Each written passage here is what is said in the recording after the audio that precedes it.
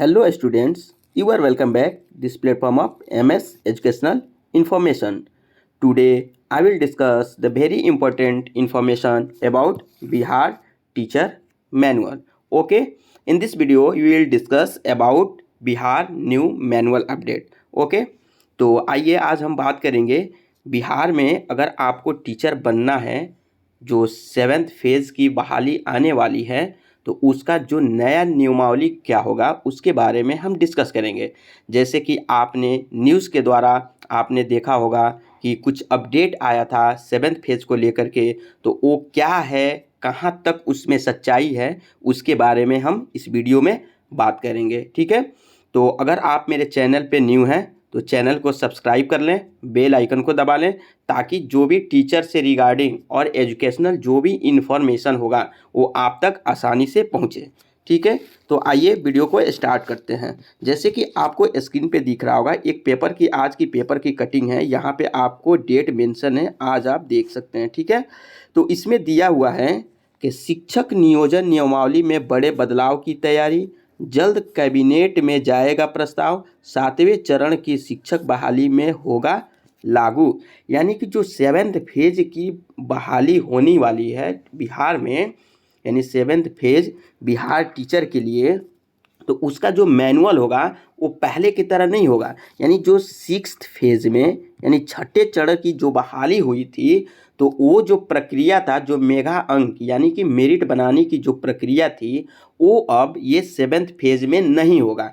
ऐसा आयोग का या फिर ऐसे आपको पेपर में देखने को मिलेगा। जो इसके डायरेक्टर हैं उनका कहना ये है। ठीक है, तो पेपर में हम पेपर की जो कटिंग है उसका भी देखेंगे, डायरेक्टर का भी देखेंगे क्या स्टेटमेंट है, और शिक्षा मंत्री का क्या स्टेटमेंट है। यानी कि बिहार के जो शिक्षा मंत्री हैं, एजुकेशन मिनिस्टर जो हैं, तो उन्होंने क्या कहा है और उन्होंने कैबिनेट में प्रस्ताव रखने के लिए किस मैनुअल की बात करी है, उसके बारे में हम अच्छे तरीके से जानेंगे। तो आपको पहले मैंने बताया क्या कि ये किसके लिए मैनुअल होगा, ये किसके लिए इन्फॉर्मेशन है, तो 7th फेज के लिए। किसके लिए? 7th फेज के लिए, यानी बिहार टीचर 7th फेज के लिए। 6th फेज के तो बहाली हो चुकी है, जो 6ठे चरण की बहाली थी वो तो हो चुकी है, प्राइमरी और जूनियर का। अब 7th फेज का न्यू मैनुअल आने वाला है। तो ऊपर आपको जैसे स्क्रीन पे दिख रहा होगा कि शिक्षक नियोजन नियमावली में बड़े बदलाव की तैयारी, जल्द कैबिनेट में जाएगा प्रस्ताव, 7वें चरण की शिक्षक बहाली में होगा लागू। आप आगे देखेंगे कि आवेदन इसमें किस तरीके से किया जाएगा। तो हम आपको इसमें बता दें कि जो आवेदन की प्रक्रिया है, पहले क्या होता था, पहले पंचायत लेवल पे होता था, फिर किस पे होता है, ब्लॉक लेवल पे होता था, फिर जिला लेवल पे होता है, और जिला में भी नगर परिषद का अलग होता था, नगर निकाय का अलग होता था। तो यानी इसमें पंचायतों की भूमिका बहुत ज़्यादा रहती थी, खास करके प्राइमरी के लिए। किसके लिए? प्राइमरी के लिए। यानी कि अगर हम बात करें प्राइमरी की, जो 1 to 5 के लिए अगर आपको टीचर बनना होता था, तो उसके लिए क्या किया जाता था, उसके लिए पंचायत लेवल पे फॉर्म को डाला जाता था। यानी कि पंचायत लेवल पे फॉर्म सबमिट होता था ऑफलाइन, ऑनलाइन नहीं होता था। ठीक है, तो अब जो है, जो नया मैनुअल होगा उसमें पंचायतों की जो भूमिका है वो कम किया जाएगा, और ये फॉर्म जो होगा वो ऑनलाइन लिया जाएगा। यहाँ पे स्पष्ट रूप से लिखा हुआ है कि आवेदन मांगा जाएगा ऑनलाइन, पंचायतों की भूमिका होगी सीमित। यानी कि ऐसा शिक्षा मंत्री का कहना है, और जब तक ये कैबिनेट से पास नहीं हो जाता प्रस्ताव, तब तक अभी कुछ भी कहना मुश्किल है कि क्या ये पहले की मैनुअल पे ही बहाली होगी या फिर न्यू मैनुअल बनेगा। वैसे हम कह सकते हैं कि 90% चांस है कि नया मैनुअल बनेगा, और वैसे बनना भी चाहिए। ठीक है, तो आप इसमें और भी सारी बातें लिखी हुई हैं, आप इसको पढ़ सकते हैं। आपको हमने एक जो इसका मतलब कि जो इसका एक सार था वो मैंने आपको बताने की कोशिश करी कि आज के पेपर में क्या दे रखा था। यहाँ पे भी देख सकते हैं आप, यहाँ पे लिखा हुआ है, शिक्षा मंत्री का कहना है, स्टेटमेंट है कि नियोजन को पंचायती सिस्टम से बाहर निकाला जाएगा, शिक्षा मंत्री का कहना था। ठीक है, और केंद्रीकृत होगी पूरी प्रक्रिया, यानी कि सारी प्रक्रिया सेंट्रलाइज होगी। तो अगर सारी प्रक्रिया को सेंट्रलाइज कर दिया जाए, यानी कि जो भी प्रक्रिया है बहाली को अगर सेंट्रलाइज कर दिया जाए तो उससे जितने भी स्टूडेंट हैं सारे लोगों को बेनिफिट्स होगा। कैसे? क्योंकि सेंट्रलाइज अगर हो जाएगा तो आप ऑनलाइन फॉर्म को फिलअप कर पाएंगे, ऑफलाइन का जो एक तरीका था वो हट जाएगा, क्योंकि ऑफलाइन में बहुत सारी दिक्कतें आती थी। जैसे कि आप ऑफलाइन अगर आपको पंचायत लेवल पे फॉर्म डालना होता था तो आप फॉर्म को पहले ऑफलाइन मोड में भर करके फिर आप पंचायत पे जाते थे, जिस पंचायत को आपको फिलअप करना होता था। वहाँ पे जाने के बाद से अगर पंचायत पे कोई अवेलेबल नहीं है तो आप फिर अगले दिन जाते थे। तो वैसे बहुत सारे टाइम वेस्ट होते थे और एक पंचायत से दूसरे पंचायत की दूरी भी ज़्यादा होती है और एक पंचायत से ब्लॉक की दूरी ज़्यादा होती है और ब्लॉक से जिला परिषद अगर या फिर जिला नगर निकाय में अगर डालना होता था तो इसका डिस्टेंस ज़्यादा होता था। तो आप मुश्किल से मुश्किल एक दिन में 2-3 जगह जाते थे, फिर मतलब कि जो 10 से 3 के बीच में आप फॉर्म फिलअप करते थे वो टाइम ओवर हो जाता था। यानी कि प्रोसेस थोड़ा सा हमें लगता है कि अभी जो मॉडर्न युग है, अभी जो डिजिटलाइज पूरा हमारा इंडिया हो रहा है, तो इस युग में अगर ऑफलाइन फॉर्म भरा जाए तो ये बहुत हद तक सही नहीं है। तो इसलिए यहाँ पे सेंट्रलाइज की बात किया जा रहा है कि जो भी होगा ये प्रक्रिया होगी वो सेंट्रलाइज होगा। ठीक है, इसमें जो विकल्प होगा 2 विकल्प पर विचार किया गया है। कौन कौन से? पहला ये है, यहाँ पे आप देख रहे होंगे, जैसे कि मैं आपको यहाँ पे अंडरलाइन कर दे रहा हूँ, ये चीज़ को आप एक बार अच्छे तरीके से देखिए। पहला क्या है कि नियोजन के लिए बीपीएससी जैसी किसी संस्था को जिम्मा दिया जाएगा जो आवेदन लेने से लेकर काउंसलिंग और मेरिट लिस्ट तक की प्रक्रिया को पूरा करेंगे। यानी कि अब जो पहले होता था पंचायत लेवल पे और ब्लॉक लेवल पे होता था, फिर से नगर निकाय होता था, नगर पंचायत होता था, जिला स्तर पे, तो वो सारी चीज़ों को हटा करके या तो ये लोग बीपीएससी को दे देंगे, यानी कि बीपीएससी बिहार लोक संघ सेवा आयोग, यानी कि बीपीएससी के थ्रू ये सारा चीज़ होगा। यानी कि फॉर्म को ऑनलाइन लिया जाएगा, मेरिट को बनाया जाएगा, काउंसलिंग कराया जाएगा, तो या तो ये बीपीएससी को दे दिया जाएगा या दूसरा विकल्प ये है कि नियोजन इकाई को ऑनलाइन आवेदन भेज दिए जाएंगे और काउंसलिंग को छोड़कर बाकी सारी प्रक्रिया शिक्षा विभाग के द्वारा अधिकृत परीक्षा लेने वाली कोई संस्था करे। यानी कि शिक्षा विभाग के द्वारा कोई भी अधिकृत जो भी संस्थाएं हैं वो करेंगी। यानी कि ये बहुत ही अच्छा एक कदम हो सकता है अगर ऐसा शिक्षा मंत्री करते हैं। बिहार एजुकेशन मिनिस्ट्री का अगर ये कदम अगर ऐसा मतलब कि होते हुए सकारात्मक दिखे तो बहुत ही अच्छा एक चीज़ है।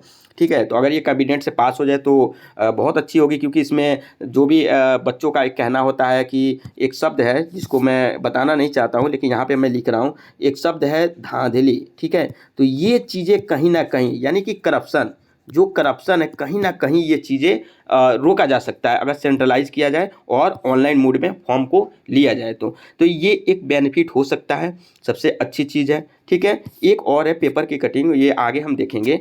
यहाँ पे है जैसे कि दे रखा है कि उच्च योग्यता वाले निचले पद के लिए दावेदार नहीं, यानी जो भी लोग हैं जो उच्च योग्यता यानी कि हायर एजुकेशन होगा, जैसे कि मान लीजिए कि अगर हम बात करें डीएलएड, ठीक है, यानी कि डीएलएड और बीएड की बात करें तो भाई डीएलएड एक हो जाएगा आपका निम्न स्तर का और बीएड हो जाता है थोड़ा सा उच्च स्तर का। ठीक है, क्योंकि ये बैचलर ऑफ एजुकेशन होता है और ये एलिमेंट्री एजुकेशन होता है। ठीक है, जो +2 के बाद से डीएलएड होता है। ओके, तो इसमें ये चीज़ है, आप पेपर के कटिंग को पढ़ सकते हैं, जो कि सुप्रीम कोर्ट का जो सुप्रीम कोर्ट का जो फैसला था उसके हिसाब से जो उसमें वरीयता दिया गया उसके बारे में यहाँ पे दिया हुआ है। ठीक है, आगे हम देखेंगे कि जो आगे यहाँ पे दिया हुआ है कि इसमें है कि बदल जाएगी बिहार में शिक्षक नियोजन की नीति।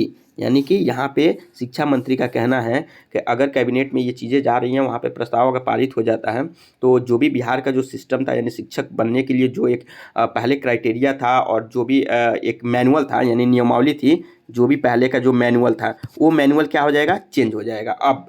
और चेंज हो जाए तो और अच्छी बात है, क्योंकि उसमें अगर इससे पहले जो खबर एक निकल के आई थी शिक्षा विभाग से मैनुअल के बारे में 60:40 का एकेडमी और सीटेट का, तो उसके लिए मैं पहले से वीडियो बना चुका हूं, आप मेरे वीडियो को देख सकते हैं या फिर डिस्क्रिप्शन में उसका लिंक डाल दूंगा, आप उसको देख सकते हैं कि जो न्यू मैनुअल होगा अगर 60:40 के रेशियो में होगा तो वो किस तरीके से मेगा अंक यानी कि मेरिट बनेगा आपका। तो उसके बारे में मैंने पहले ही वीडियो में डिस्कस कर रखा है, तो आप उसको देख सकते हैं। ठीक है, तो कुल मिलाकर ये कहा जाए तो अगर यहाँ पे जो दिया है कि बदल जाएगी बिहार शिक्षक नियोजन की नीति, अगर नीति बदल रही तो बहुत अच्छी बात है। पहला चीज़ तो ये हो जाएगा कि सेंट्रलाइज हो जाएगा, तो इससे ये हो चीज़ होगा कि आप फॉर्म को ऑनलाइन डालेंगे, यानी कि आप घर पे साइबर कैफे बैठ करके फॉर्म को डाल सकते हैं और जो भी प्रक्रिया होगी, जो भी मेरिट बनाने की प्रक्रिया होगी और काउंसलिंग की प्रक्रिया होगी, वो सारा मतलब कि एक मतलब कि कह सकते हैं फेयर तरीके से होगा।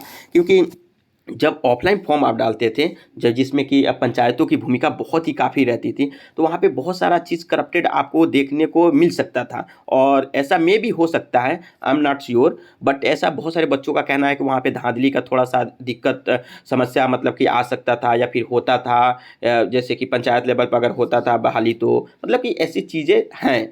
तो इसमें धांधली से बचा जा सकता है, अगर सेंट्रलाइज़ होगा तो, केंद्रीकृत होगा तो, ऑनलाइन फॉर्म लिया जाएगा तो ये सबसे बेहतर है। क्योंकि आपको पंचायत पे जाने की कोई दिक्कत नहीं है, आपको ब्लॉक पे जाने की कोई दिक्कत नहीं है, जिला जिला पे आपको पंचायत जिला पंचायत पे या फिर आपको नगर निकाय के लिए, नगर निगम के लिए वहाँ पे जा के फॉर्म डालने की कोई ज़रूरत नहीं है। जैसे कि सपोज़ करें कि अगर आप बिहार के किसी भी डिस्ट्रिक्ट से, यानी कि मान लेते हैं कि आप गोपालगंज डिस्ट्रिक्ट से हैं, ओके, और आपको फॉर्म डालना है पटना में। कहाँ पे? पटना में। तो आपको पटना पहले जा करके फॉर्म को डालना पड़ता था, यानी कि ऑफलाइन मोड में आप पटना जाएंगे, वहाँ पे नगर निकाय, नगर निगम जाएंगे, नगर निगम ऑफिस जाने के बाद से वहाँ पे फॉर्म ऑफलाइन सबमिट होता था, फिर आपको रिसीविंग मिलता था।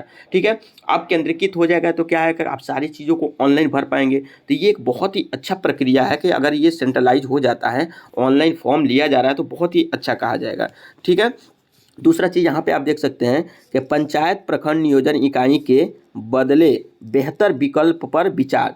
आपसे मैंने पहले ही बताया कि पंचायत लेवल पे प्रखंड, यानी कि ब्लॉक को प्रखंड बोल, यानी कि ब्लॉक को प्रखंड बोलते हैं, यानी प्रखंड लेवल। और जो डिस्ट्रिक्ट पे होता था नगर निगम, नगर निकाय, तो वहाँ पे क्या दिया है कि पंचायत प्रखंड नियोजन इकाई में बदल मतलब कि बदले बेहतर विकल्प पर विचार, यानी कि इससे बेहतर विकल्प क्या हो सकता है? क्या हम बीपीएससी को दे दें ताकि वो फॉर्म को ऑनलाइन ले और मेरिट भी वही बनाए, काउंसलिंग भी वही कराए, या फिर बिहार एसएससी को दे दें, यानी कि जो बिहार एससीसी है, बीएसएससी है, उसको हम दे दें, फॉर्म को भी वही ले, यानी कि ऑनलाइन फॉर्म वो भरवाए, उसी के पोर्टल से फॉर्म भरे, और वो जितने भी मेरिट की प्रक्रिया है वो खुद करें, और काउंसलिंग भी वही कराएं। तो ऐसी किसी संस्था को भी शिक्षा मंत्री, जो भी शिक्षा मंत्री का एक वर्डिक्ट आया है, या फिर जो उनका कहना है, उनका यही कहना है कि ऐसे विचार किया जा रहा है कि किसी एक संस्था को, चाहे बीपीएससी को या फिर बिहार एसएससी को, किसी ऐसी संस्था को दिया जाए जिसमें कि जो पंचायत लेवल और प्रखंड लेवल पे जो ये होते थे, जहाँ पे करप्शन होता था, उस करप्शन से बचा जा सके,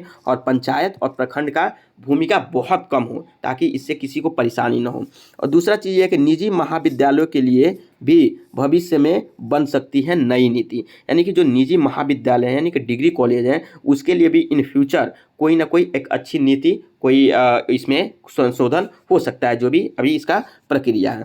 ठीक है, तो ये आज के बिहार के पेपर का कटिंग था, जिसको लेकर के बहुत सारा मिथ एक बना हुआ था, और बहुत सारे लड़कों में एक मिस अंडरस्टैंडिंग थी, उनको समझ में नहीं आ रहा था तो क्या होगा, न्यू मैनुअल क्या होगा। तो न्यू मैनुअल के बारे में मैंने आपको पहले बता रखा है, 60 और 40 के रेशियो में जो होगा, यानी कि एकेडमिक और प्लस सीटेट के लिए उस पे आधारित मैंने वीडियो भी बना रखा है। आप जाकर डिस्क्रिप्शन में लिंक के द्वारा वीडियो देख सकते हैं कि अगर 60 और 40 रेशियो पर बनेगा तो किस तरीके से मेगा अंक को बनाया जाएगा। तो ये एक हमारे देखने से बहुत ही अच्छा पहल है। अगर ऐसा बिहार के जो शिक्षा मंत्री हैं अगर ऐसा सोच रहे हैं, तो ये एक बहुत ही अच्छी मतलब कि पहल की कही जा सकती है कि शिक्षा विभाग में करप्शन को रोकने के लिए, टीचरों की करप्शन को रोकने के लिए, जिसमें कि लोग फर्जी डिग्री लेकर के या फिर फर्जी तरीके से इसमें एंट्री करते थे, तो उनके लिए एक बेहतर तरीका हो सकता है। ठीक है, आपका क्या राय है? आप भी वीडियो को देखने के बाद से या फिर इस मैनुअल के बारे में समझने के बाद आप अपना कमेंट्स दे सकते हैं, आप अपना राय दे सकते हैं। वैसे मेरा मानना है कि अगर इस तरीके से सेंट्रलाइज हो, यानी केंद्रीकृत हो पूरी प्रक्रिया, तो बहुत ही अच्छा मतलब कि होगा। दूसरा चीज़, जो भी ये विकल्प है कि या तो इसको बीपीएससी कराए या फिर बिहार एसएससी कराए, यानी कि जो एक संस्था है, जो भी एक मतलब कि मानक तरीके से जो भी एक संस्था है, उस संस्था के थ्रू फॉर्म को ऑनलाइन लिया जाए और इसको मेरिट बनाया जाए, काउंसलिंग कराया जाए, तो सबसे बेहतर तरीका है। और आगे जो भी मैनुअल होगा, और जब भी कैबिनेट में ये पारित हो जाएगा प्रस्ताव, तो कहीं ना कहीं इसमें चेंजिंग हो जाएगा, और चेंजिंग होगा तो 7th फेज़ में आपको देखने को न्यू मैनुअल मिलेगा। ठीक है, तो मे भी हो सकता है। और दूसरी चीज़ मैं आपको बता दूं कि 7th फेज़ की जो बहाली है, वो में भी दिसंबर लास्ट तक ही कोई ना कोई अपडेट आएगा। हमें नहीं लगता कि अभी कोई अपडेट आएगा, क्योंकि अभी कहीं ना कहीं इसके बारे में बहुत कम चर्चा हो रही है। तो वैसे आना चाहिए अपडेट, तो जल्दी आ जाना चाहिए, लेकिन हमें लगता है कि दिसंबर एंड तक ही कोई ना कोई अपडेट आएगा। लाइक ये कि 7th फेज़ की बहाली जो भी होगी उसका मैनुअल क्या होगा, या फिर और कोई उससे रिलेटेड अधिसूचना दिसंबर के लास्ट तक आने की पूरी चांसेस है। तो तब तक के लिए वेट करें। और ये जो मैनुअल के एक बारे में हुआ, तो मैंने आपको इसके बारे में अच्छे तरीके से बताया। आई होप आपको सारी चीज़ें समझ में आ गया होगा। अगर आपको वीडियो अच्छा लगे तो आप कमेंट्स करें, अपना राय भी बता सकते हैं। और हमारे चैनल से MS एजुकेशनल इन्फो आप जाएं यूट्यूब पे और MS एजुकेशनल इन्फो टाइप करें और हमसे जुड़ जाएं, सब्सक्राइब करें, बेल आइकन दबा लें। और तब तक के लिए अपना ख्याल रखें। Okay, bye, take care.